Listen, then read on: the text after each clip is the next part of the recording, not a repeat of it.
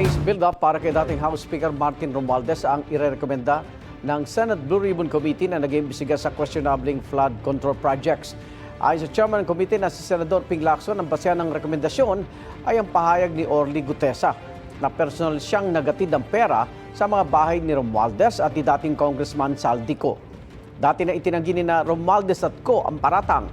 Paliwanag ni Lacson walang nag-corroborate o nag-validate sa mga sinabi ni Gutesa, kaya case build-up ang rekomendasyon kay Romualdez imbis na preliminary investigation. Hindi pa rin daw final ang Blue Ribbon Committee report dahil hindi pa tapos ang mga hearing.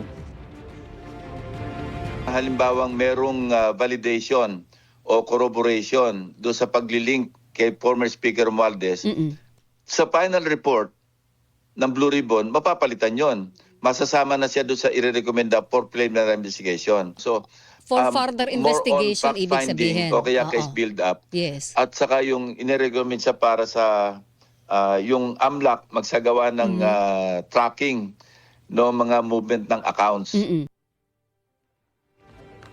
Igan, mauna ka sa mga balita, mag-subscribe na sa GMA Integrated News sa YouTube para sa iba't ibang ulat sa ating bansa.